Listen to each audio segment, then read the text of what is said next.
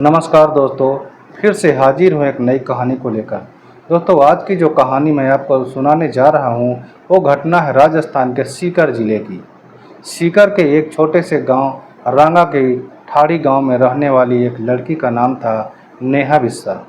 उम्र कोई 21 से 22 साल की रही होगी। बहुत ही सीधी सादी लेकिन पढ़ाई में अव्वल थी।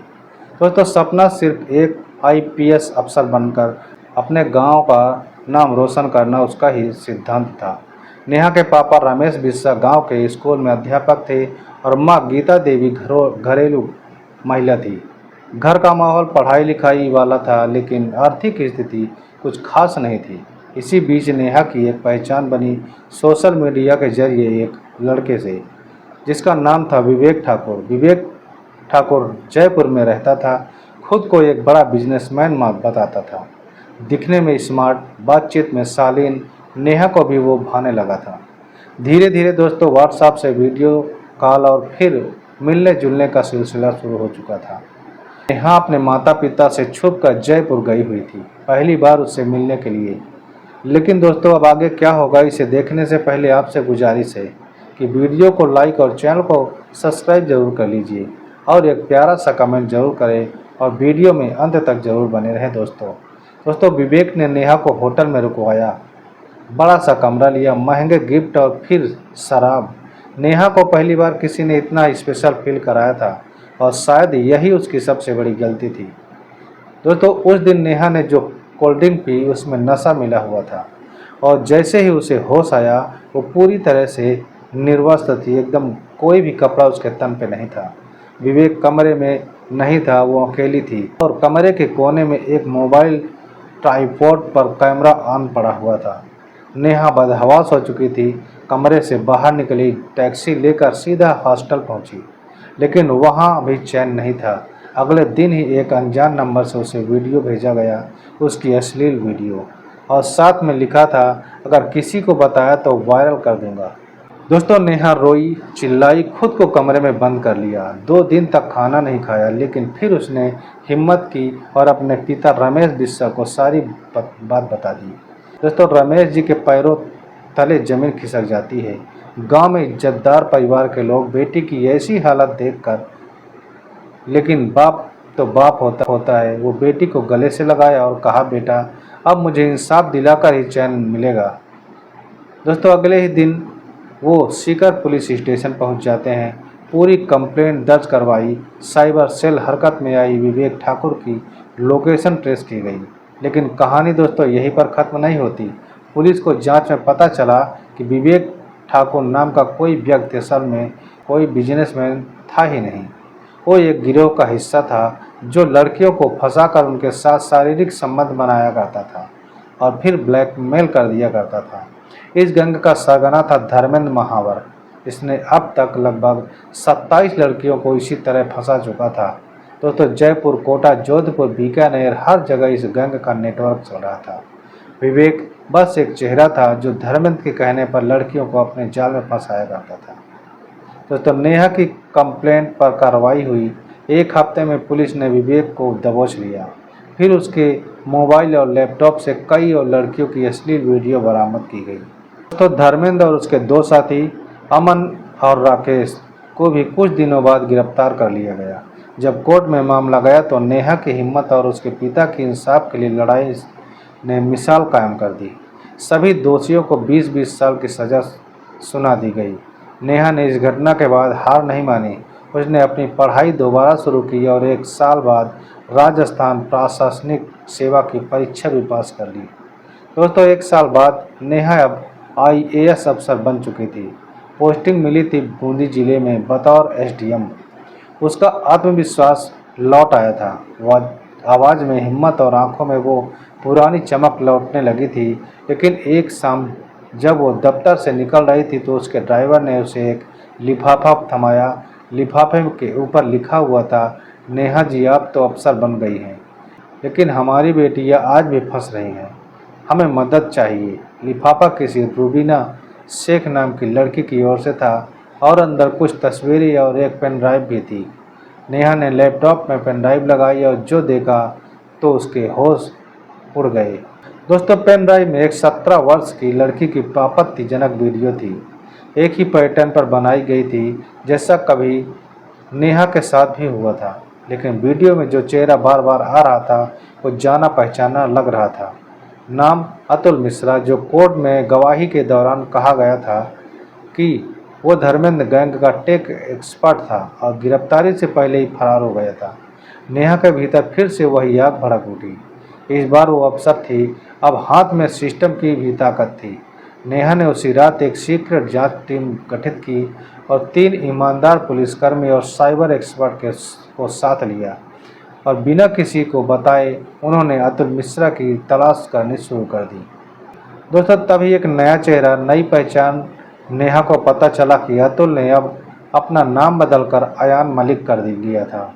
वो जयपुर के पास एक निजी स्कूल में कंप्यूटर टीचर बन चुका था। वही उसने एक और नया जाल बिछाना शुरू कर दिया था कि गरीब परिवार की लड़कियों को कंप्यूटर सिखाने के बहाने फंसा रहा था। इस बार नेहा ने एक साहसिक फैसला लिया। अपनी टीम की एक महिला कांस्टेबल सीमा चौधरी को स्टूडेंट बनाकर उस स्कूल में भेजा। सीमा ने खुद को एक गरीब, पढ़ाई में तेज और असहाय लड़की बनाकर स्कूल में दाखिला लिया। 1 महीने के भीतर ही अतुल मिश्रा ने अपना असली रंग दिखा दिया। सीमा के बैग में छुपे कैमरे ने सब कुछ रिकॉर्ड कर लिया। अतुल कैसे लड़कियों से अश्लील बातें किया करता है, उन्हें कोल्ड ड्रिंक और ऑफर किया करता है, उनकी नंबर मांगता है और फिर रात में होटल बुलाने की कोशिश करता है। फिर आया वो दिन। नेहा ने पूरी तैयारी के साथ अचानक स्कूल में रेड डलवाई।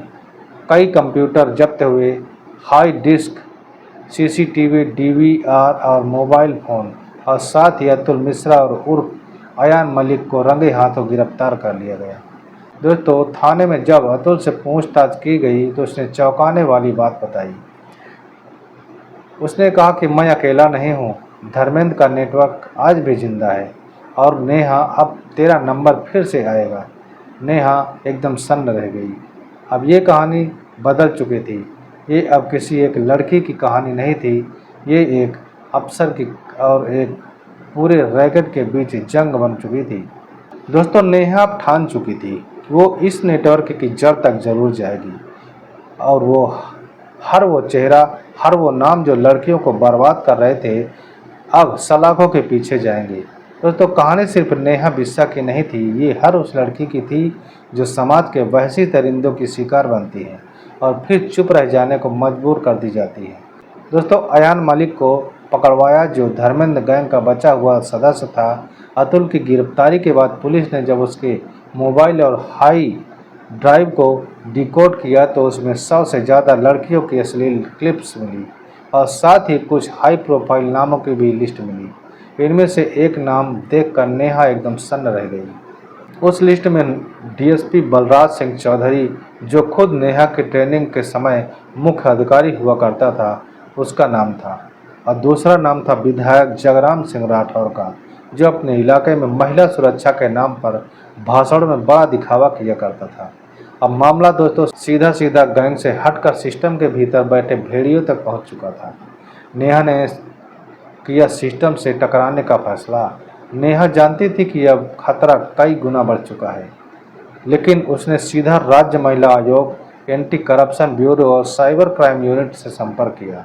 अतुल मिश्रा से मिली जानकारी के आधार पर कोर्ट से गोपनीय जांच की अनुमति ली गई। नेहा की अगुवाई में एसीबी और एसटीएफ की संयुक्त टीम बनी। अगले 40 दिन तक टीम ने चुपचाप बलराज सिंह, जगराम राठौर और बाकी संदिग्धों की निगरानी की। जैसे जैसे परतें खुलती गईं, एक खौफनाक सच्चाई सामने आई। दोस्तों, धर्मेंद्र गैंग सिर्फ लड़कियों को ब्लैकमेल नहीं किया करता था, वो अश्लील वीडियो बनाकर नेताओं और अफसरों को सप्लाई किया करता था।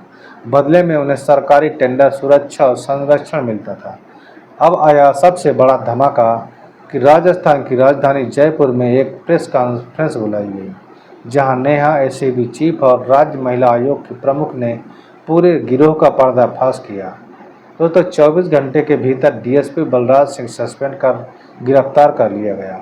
विधायक जगराम राठौर की विधानसभा सदस्यता रद्द कर दी गई और गिरफ्तारी हुई। साथ ही 14 और अफसरों के नाम सामने आए जो जांच के दायरे में आए। अतुल मिश्रा ने कोर्ट में 164 के तहत बयान देकर सारे खुलासे किए और ये भी बताया कि अगर नेहा बिस्सा की शिकायत न होती तो ये रैकेट सालों साल तक चलता रहता। दोस्तों, 1 साल की लंबी सुनवाई के बाद धर्मेंद्र महावर, अमन राकेश और अतुल मिश्रा, बलराज सिंह और जगराम राठौर, इन सभी को अश्लीलता फैलाने, ब्लैकमेलिंग के रेप, मानव तस्करी और पोक्सो एक्ट के तहत उम्र कैद की सज़ा सुनाई गई। जज ने अपने फैसले में कहा, इस पूरे केस में अगर कोई असली हीरो है तो वो अफसर नहीं, एक बेटी है, नेहा बिस्सा, जिसने न सिर्फ अपने साथ हुए अन्याय के खिलाफ लड़ा बल्कि कई और बेटियों की इज्जत और जिंदगी बचाई। और आखिर में नेहा ने 2 साल बाद नारी शक्ति संस्थान नाम से एक संगठन शुरू किया, जहां हर लड़की, हर पीड़िता बेझिझक आकर अपनी बात कह सकती थी। नेहा अब खुद उन बच्चियों के लिए लड़ रही थी जो कभी खुद चुप रही, डर से, समाज से, बदनामी से। नेहा आज भी कहती है कि गलती मेरी नहीं थी और अगर मैं चुप रह जाती तो पापियों की जीत होती।